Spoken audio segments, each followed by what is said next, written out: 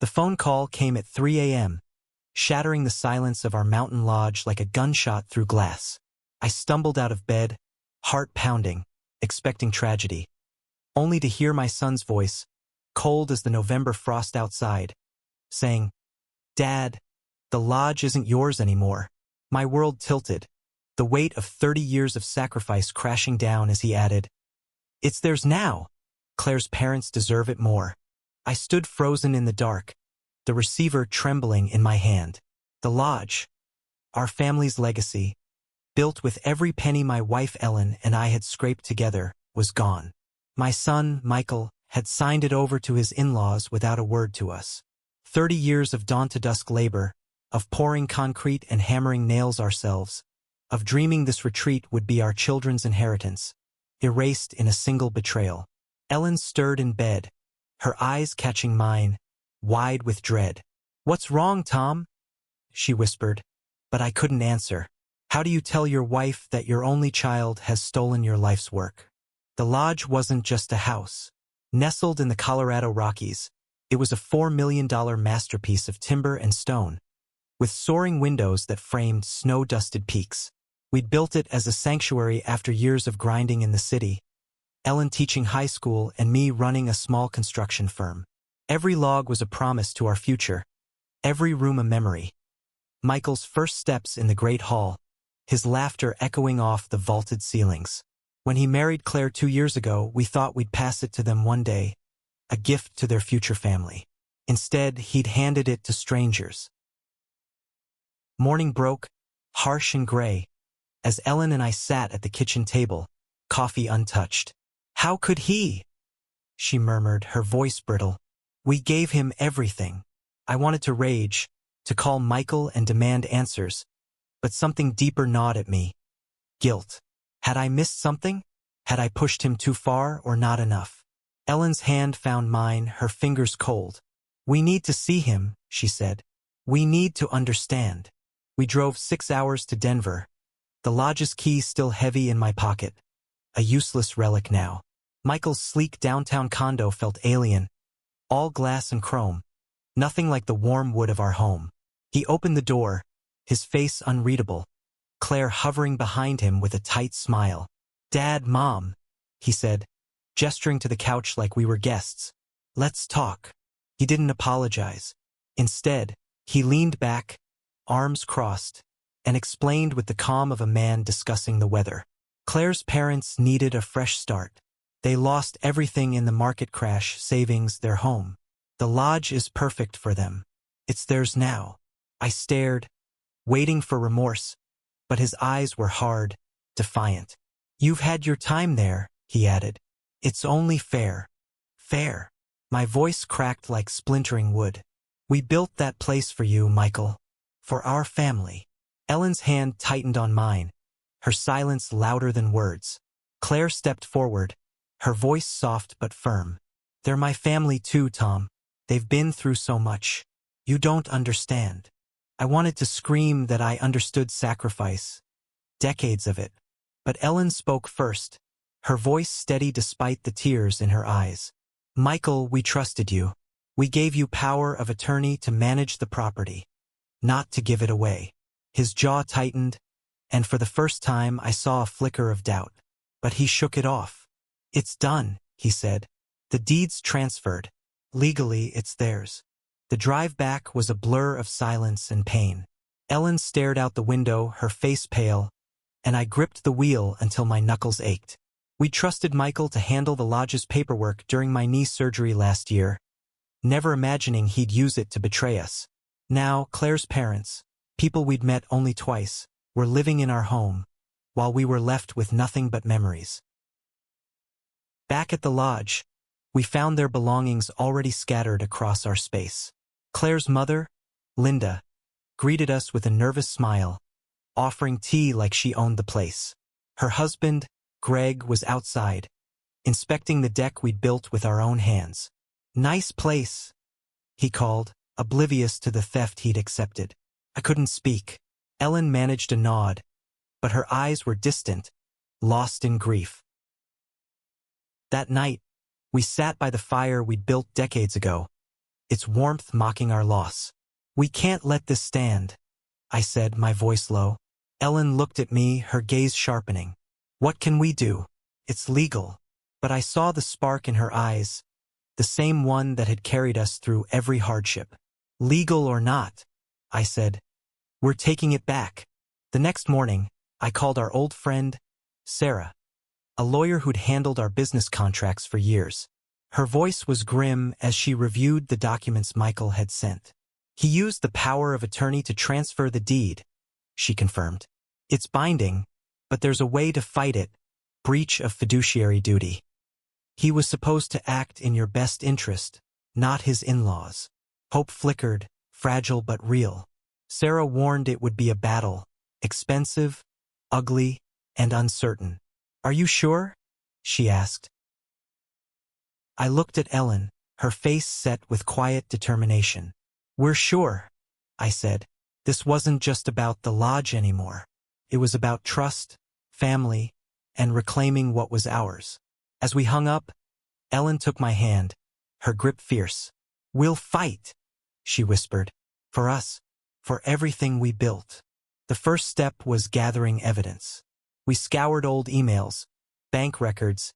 Anything showing the lodge was our life's work, not a gift to be tossed away.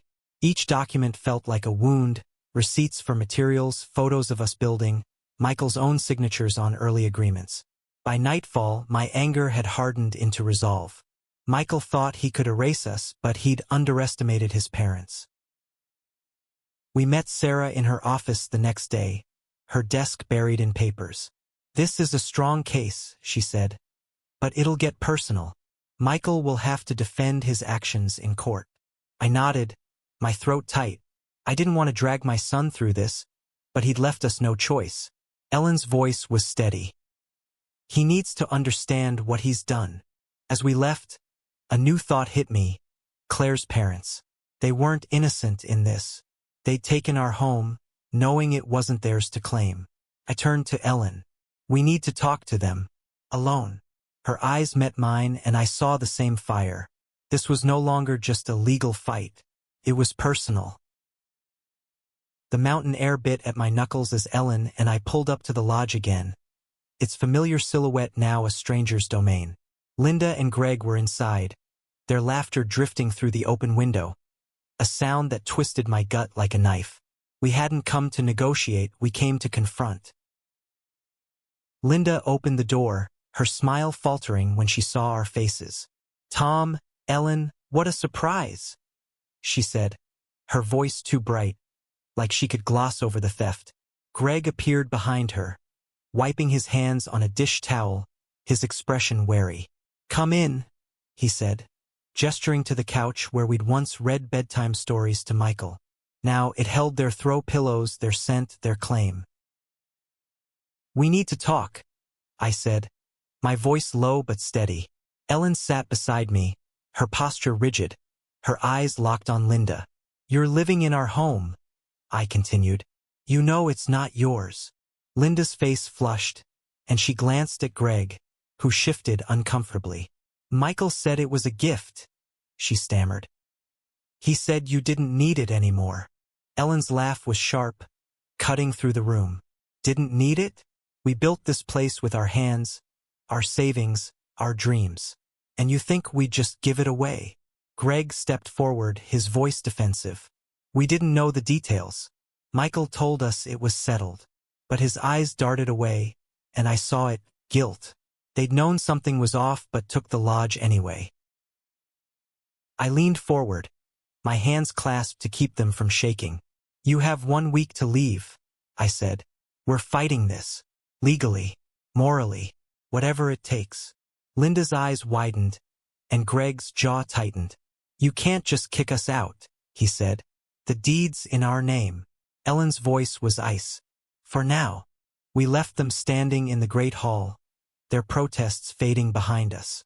The drive back to our temporary rental, a cramped cabin nearby, felt heavier than the first. "They're not innocent," Ellen said, staring at the road. "They knew." I nodded, my mind racing. Confronting them hadn't brought relief. It had only stoked the fire. This wasn't just about Michael anymore. Linda and Greg had accepted stolen goods, and their complicity burned as much as his betrayal. Back at the cabin, Sarah called with an update. "I filed the initial claim," she said. "Breach of fiduciary duty, fraud, and undue influence. We're alleging Michael abused his power of attorney, and that Claire's parents knew the transfer was improper." She paused. "This could get messy, Tom. Michael's lawyer is already pushing back, claiming you gifted him the lodge outright." My stomach churned. A gift? The lie was so brazen it stole my breath. Ellen overheard and grabbed the phone. "He's lying," she said, her voice trembling with fury. "We have proof, the contracts, the emails, everything." Sarah's tone was calm but firm. "That's good. Keep digging. The more evidence, the better." We spent the night sorting through boxes, unearthing every scrap of the lodge's history. A photo fell out. A younger Michael grinning as he helped me sand a beam. My chest tightened. How had we gone from that to this? The next day, we met Claire's parents again, this time at a neutral coffee shop in town. I wanted answers, not just about the lodge, but about why they'd gone along with it. Linda fidgeted with her mug, avoiding my gaze. "We didn't mean to hurt you," she said.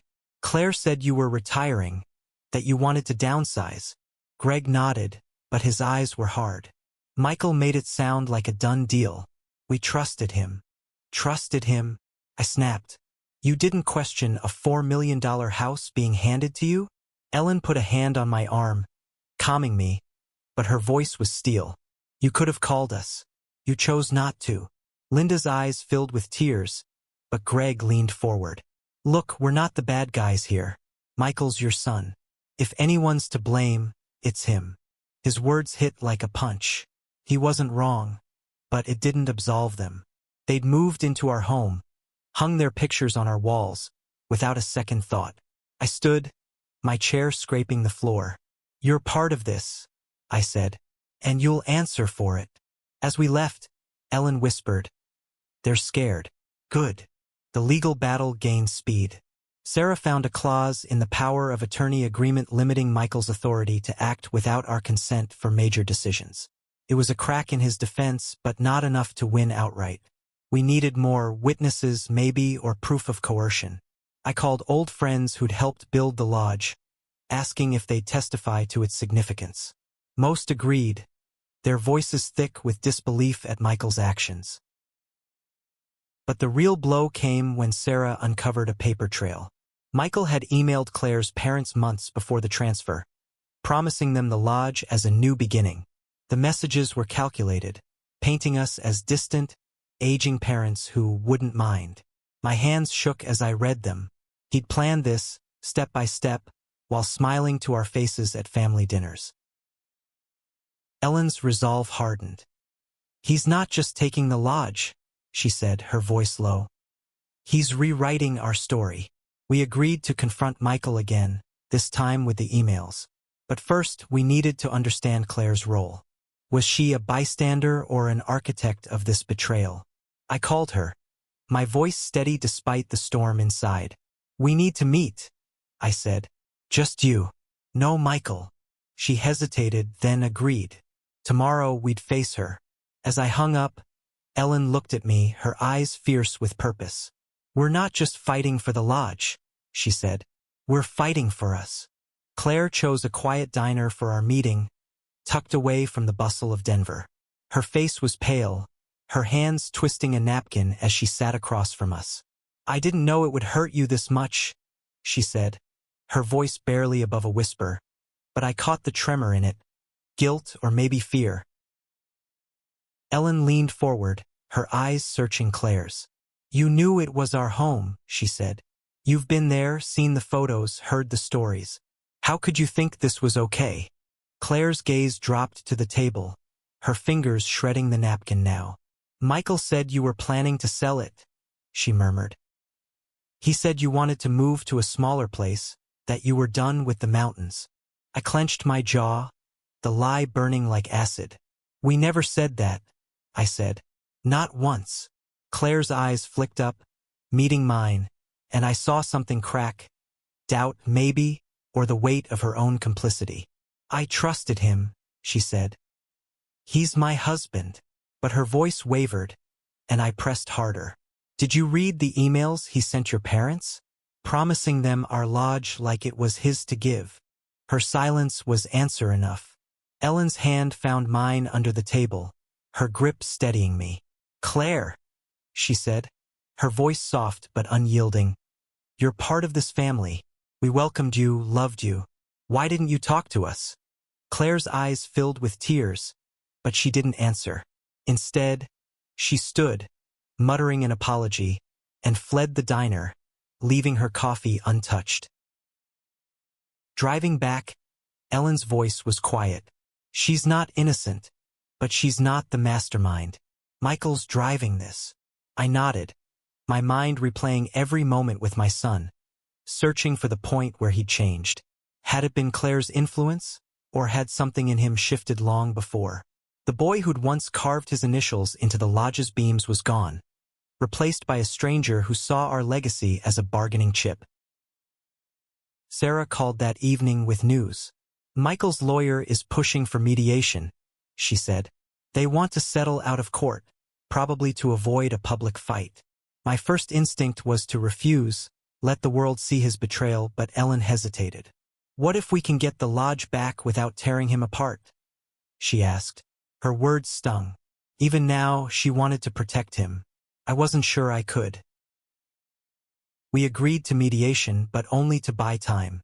Sarah suggested we investigate Claire's parents further. Had they pressured Michael? Or were they truly just opportunistic? I started digging, calling mutual acquaintances, piecing together their story. Greg and Linda had lost their wealth in a bad investment, but whispers suggested they'd leaned on Michael for years, guilting him with tales of their hardship. They're not victims, a friend told me. They've been playing the sympathy card forever.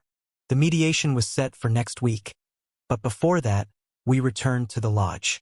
Linda and Greg were packing, their faces tight with resentment. This is our home now, Greg said, his voice sharp. You can't scare us out. I stepped closer, my anger barely leashed. You're living in stolen property, I said, and we're coming for it. Linda's eyes darted to Greg, fear flickering, but they said nothing as we left. Back at the cabin, Ellen found an old journal she'd kept during the lodge's construction. Page after page detailed our sacrifices, missed vacations, second mortgages, endless nights planning. This is who we are, she said, her voice breaking. He can't take that from us. I pulled her close, her tears soaking my shirt. For the first time, I realized this fight wasn't just about the lodge. It was about reclaiming our identity. Sarah's next call brought a breakthrough. We found a witness, she said. Your neighbor, Jim, saw Michael meeting with Greg and Linda at the lodge last year, before the transfer. He overheard them discussing the deed. My heart raced. Jim was a retired ranger, honest to a fault. His testimony could prove they'd planned this together, undermining Michael's claim of a gift. We met Jim the next day, his weathered face grim as he recounted the conversation. Michael said he'd handle you too, he told us. Said you'd never fight back. The words cut deeper than I expected. My son hadn't just betrayed us. He'd banked on our silence, our love for him. Ellen's eyes hardened. He's wrong, she said. As mediation loomed, we prepared like soldiers for battle. Sarah coached us on what to expect. Michael's lawyer would paint him as a dutiful son, us as greedy parents. But we had evidence, emails, contracts, Jim's testimony. And we had something stronger. 30 years of love poured into that lodge. I looked at Ellen, her face lit by the cabin's dim lamp. We're not just fighting for the house, I said. We're fighting for what it means. She nodded, her hand finding mine. And we're not stopping until it's ours again. The mediation room was sterile, all white walls and cold fluorescent lights, a stark contrast to the warm wood of our lodge. Michael sat across from us, his face a mask of calm. Claire beside him, her eyes fixed on the table. Linda and Greg were there too, their lawyer whispering in their ear, their expressions a mix of defiance and unease. Ellen's hand rested on mine, her grip a quiet anchor as Sarah laid out our case. "Your son abused his power of attorney," Sarah began, her voice sharp and clear. "He transferred a $4 million property without Tom and Ellen's consent, violating his fiduciary duty." She slid documents across the table: emails, contracts, the power of attorney agreement. Michael's lawyer, a slick man in a pinstripe suit, countered smoothly. "My client acted within his rights. The lodge was a gift, discussed years ago." I felt Ellen tense, her breath catching at the lie. I leaned forward, unable to stay silent. "A gift," I said, my voice low but shaking. "We built that lodge for our family, Michael. For you. How could you think we'd give it away?"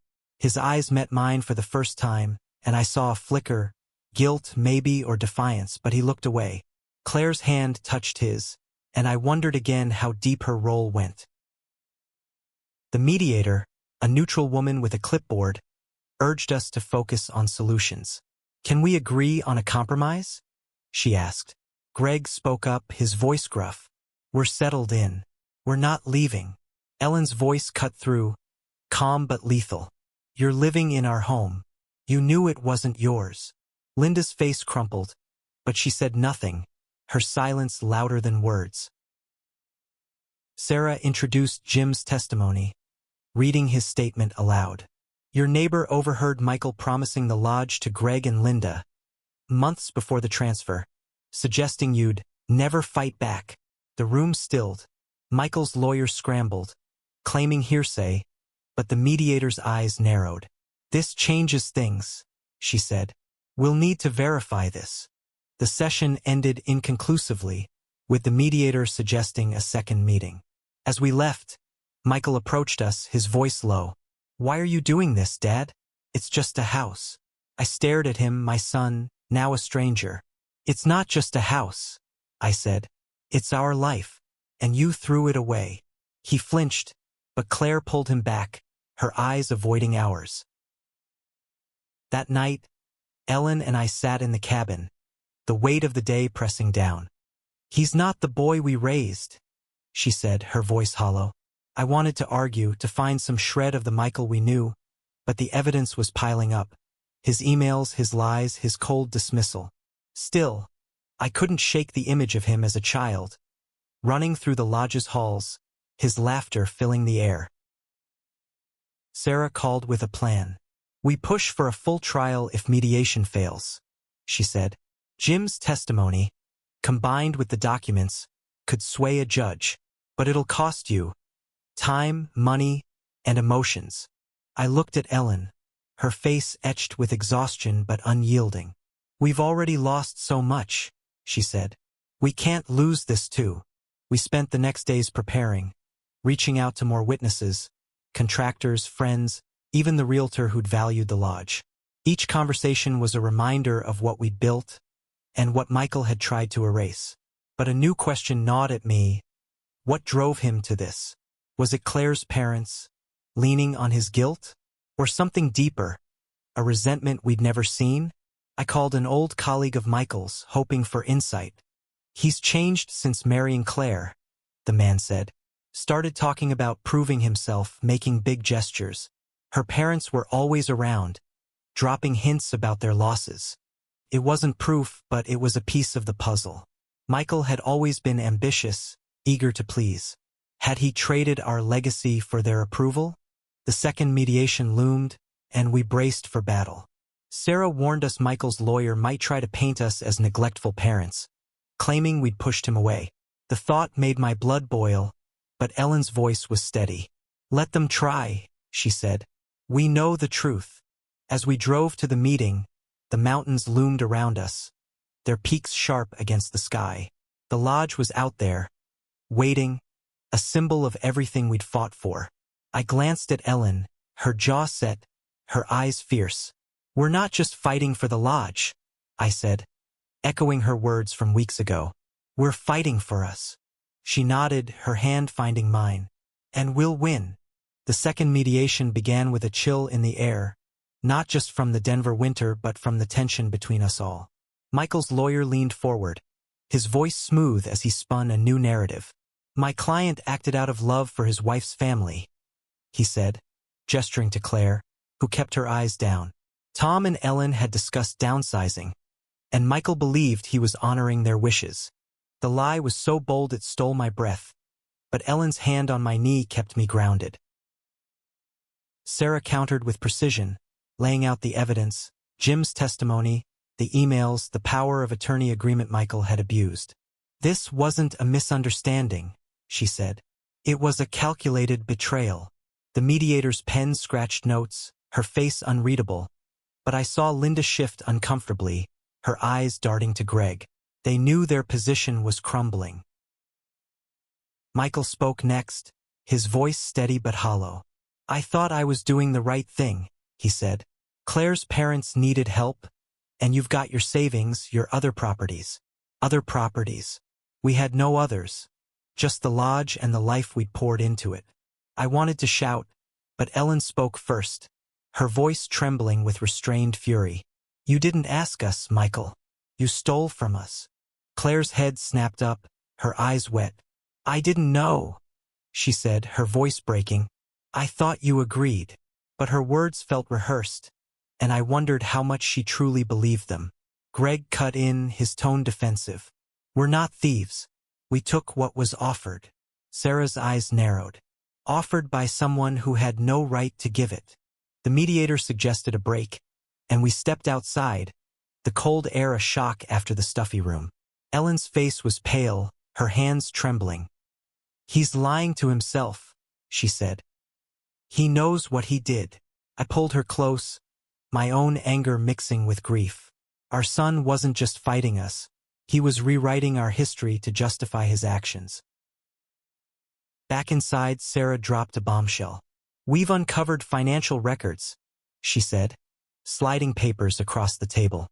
"Michael received a significant loan from Greg and Linda last year, shortly before the transfer." The room went silent. The implication was clear.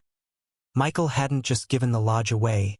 He'd traded it, possibly to settle a debt.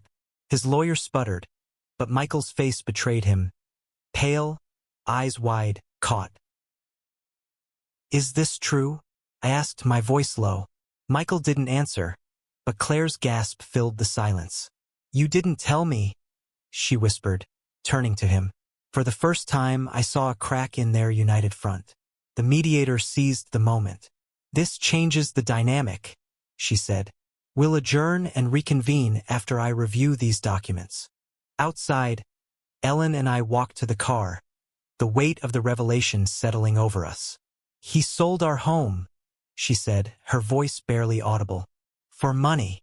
I nodded, my throat tight. The lodge wasn't just a house. It was our legacy, our love, our proof of a life built together. And Michael had bartered it away.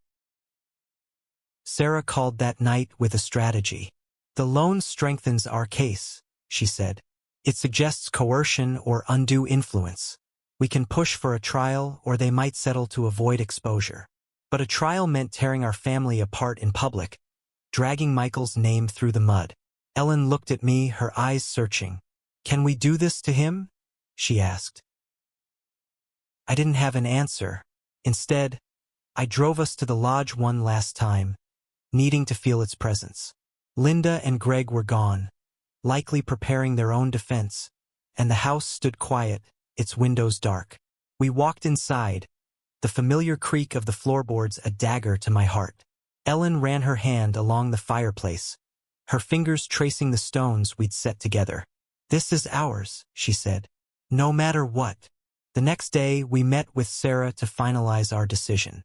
A trial was risky, but settling felt like surrender. "What about a counteroffer?" I suggested. "We demand the lodge back, and they cover our legal fees." Sarah nodded. "It's bold, but it might work." They're rattled, especially Claire. I thought of her reaction to the loan, the shock in her eyes. Maybe she wasn't as complicit as we'd thought. We sent the counteroffer, and the response came swiftly. A meeting, just us and Michael, no lawyers. Against Sarah's advice, we agreed. He arrived at the cabin alone, his face drawn, older than his 35 years. "I didn't mean for it to go this far," he said, his voice breaking. "I thought I could fix everything." Ellen's eyes softened, but her voice was firm. "You broke our trust, Michael." "Why?" He looked down, his hands twisting. "I owed them. They helped me start my business, but it wasn't enough. They kept pushing, and I panicked." It was the first honest thing he'd said, and it hurt more than the lies. Our son, desperate to prove himself, had traded our legacy for approval. "We're fighting for the lodge," I said, "but we're also fighting for you, to make this right." He nodded, tears in his eyes, but I wasn't sure he understood. As he left, Ellen whispered, "We can't lose him too." Michael's confession lingered like smoke, clouding the cabin as Ellen and I sat in silence. His words, "I panicked," echoed in my mind, a mix of truth and evasion. He'd admitted to the loan, to the pressure from Claire's parents, but it didn't erase the betrayal. The lodge was still gone, and our family was fracturing under the weight of it. Ellen broke the silence, her voice soft but resolute. "He's still our son, Tom. We have to find a way to fix this." I wanted to agree, to believe we could salvage something, but anger simmered beneath my grief. "He chose them over us," I said. "How do we forgive that?" She didn't answer, but her eyes held a quiet plea. "Don't give up on him." Sarah called the next morning, her tone urgent. "Michael's lawyer reached out. They're offering a partial settlement, return the lodge, but you drop the fraud claims and cover half the legal fees." It was a concession, but it felt hollow. Dropping the claims meant letting Michael off too easily, shielding him from the consequences. "No," I said. "We want it all back, and we want them to pay for this fight." Ellen nodded, her jaw set. "They don't get to walk away clean." We prepared for the next meeting, but a new lead surfaced. Sarah found a second witness, a title clerk who'd processed the deed transfer. "She says Michael seemed nervous," Sarah told us.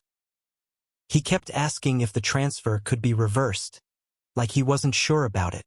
The clerk's statement wasn't damning, but it painted Michael as uncertain, not the confident schemer his lawyer claimed. It was another crack in their defense. We met Michael and Claire at a neutral office, no lawyers, just the four of us. The air was thick with tension, Claire's eyes red-rimmed, Michael's face pale. "I want to make this right," he said, his voice low. "I'll help get the lodge back, but you have to understand, I was trying to save my marriage." Claire flinched, her hands twisting in her lap. "My parents needed help," she said. "I didn't know it would come to this." Ellen's voice was steady, but her words cut. "You both knew it was wrong.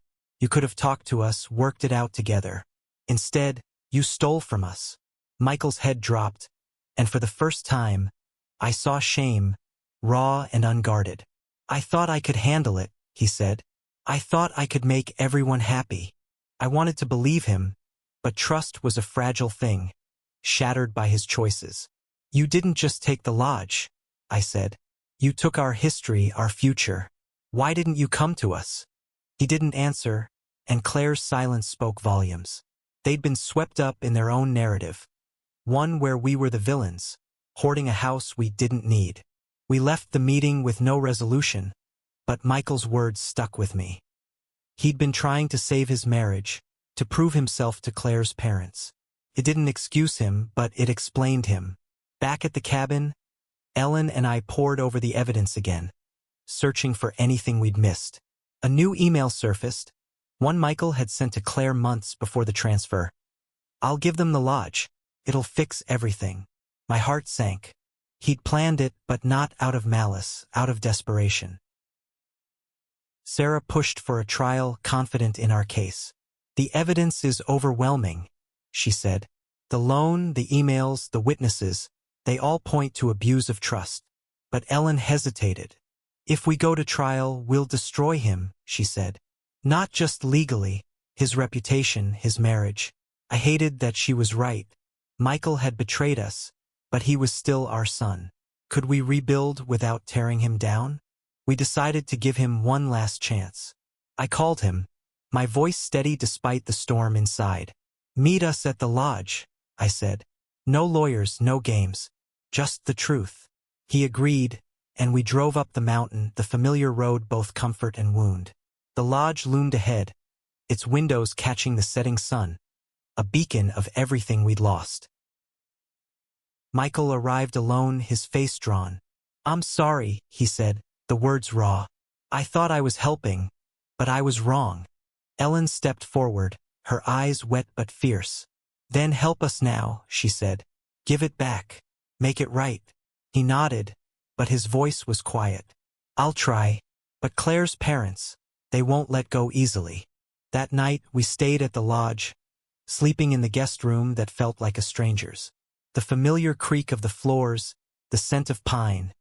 It was ours, yet not. As I lay awake, Ellen's hand found mine. "We're close," she whispered. "I can feel it." I wanted to believe her, but the fight wasn't over. Michael's promise was a start, but Claire's parents were still in our home, and their grip was tightening. The lodge glowed under the morning sun, its timbers warm against the snow-dusted peaks, but inside, the air was heavy with confrontation. Michael stood in the great hall, facing Linda and Greg, who clutched a stack of legal papers like a shield. Ellen and I flanked him, our presence a silent demand for justice. "You need to leave," Michael said, his voice steady but strained. "The lodge belongs to my parents." Greg's face reddened, his voice rising. "You gave it to us, Michael. You can't just take it back."